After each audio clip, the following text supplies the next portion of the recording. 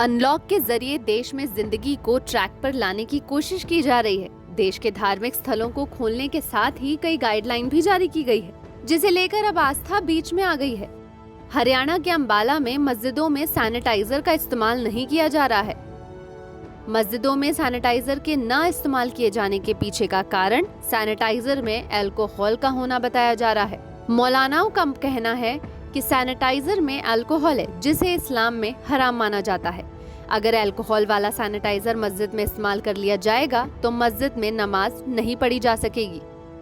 Sanitise के अंदर alcohol होता है, उसको हम मस्जिद में इस्तेमाल नहीं कर सकते, लेकिन उसकी जगह पर बहुत सी चीज़ें हैं। हमने डिटॉल की साबुन, जिस वक्त से ये बात हुई है, महामारी हुई है, इस वबा का अंदेशा हुआ है, खौफ हुआ है, हमने उसी वक्त से अपने यहाँ हर जगह पर डिटॉल साबुन रखी हुई है। उससे थोड़ी थोड़ी देर में हाथ धोते रहते हैं, मुंह धोते रहते हैं। वज़ू तो बनाते ही हैं, जब वज़ू बनाएंगे तो उससे हाथ धोएंगे, मुंह भी धोएंगे, पैर भी धोएंगे।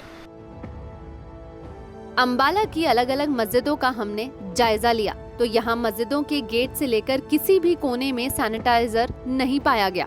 हालांकि मौलानाओं के मुताबिक मस्जिदों में वैसे तो लोगों के आने पर फिलहाल पाबंदी है, लेकिन अगर कोई आ जाता है तो उसके लिए यहाँ साबुन का इंतजाम है। अंबाला छावनी में स्थित जामा मस्जिद के मौलाना ने बताया कि घर पर भी वो सैनिटाइजर की जगह नीम के पत्तों को उबालकर उसका इस्तेमाल करते हैं। नीम के पत्तों को हम अपने घर में रखते हैं, जब भी गुस्ल करते हैं, नहाते हैं, उसका पानी खौलाते हैं और नहाने के बाद में उसका पानी अपने जिस्म के ऊपर डालते हैं। रोज़ाना इसका इस्तेमाल कर रहे हैं।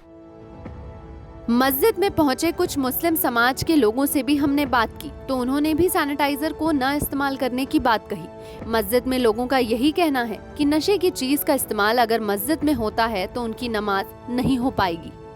जो ये चीज़ें अल्कोहल वाली हैं, जिसका क्योंकि कुरान के अंदर अल्लाह ताला खुद कह रहा है कि जब आप नशे की हालत में हो तो नमाज की तरफ ना जाएं, तो नेचुरल सी बात है, जब नशा होगा, अल्कोहल होगा तो नमाज तो होने की नहीं।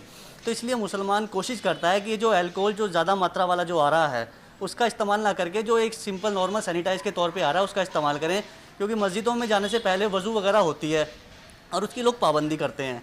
मस्जिदों वज़ू जो है लोग बाग अपने घर से करके आ रहे हैं। इंस्ट्रक्शंस आई हुई हैं, गाइडलाइंस आई हुई हैं कई जगह से उलमाओं इकराम से कि इस तरह के मामलात करें। अंबाला से पहले यूपी के बरेली में मस्जिद में हैंड सैनिटाइजर के इस्तेमाल पर बैन लगाने का फैसला किया गया था। हालांकि बाद में इस पर बहस भी छिड़ गई थी। दारुल उलूम देवबंद ने अपने जारी फतवे में कहा था कि फिलहाल कोरोना वायरस को देखते हुए वेजिटेरियन अल्कोहल का इस्तेमाल मस्जिद के अंदर किया जा सकता है। सैनिटाइजर से मस्जिद को साफ किया जा सकता है। दिल्ली में भी फतवे को लेकर मौलानाओं की अलग अलग राय है।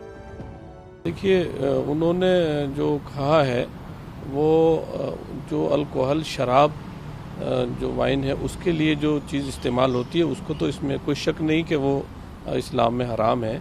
लेकिन ये जो सैनिटाइज़र आजकल इस्तेमाल हो रहे हैं सारी दुनिया में, ये खजूर, मुनक्का, किशमिश जिनसे शराब बनती है वो हराम है। ये उससे नहीं बनते, बल्कि ये गन्ने का रस, फल, तरकारी और दूसरे कोयला, पेट्रोल, उस चीज़ों से बनाए जाते हैं और दवाएं भी ज़्यादातर इसमें इस्तेमाल की जाती हैं।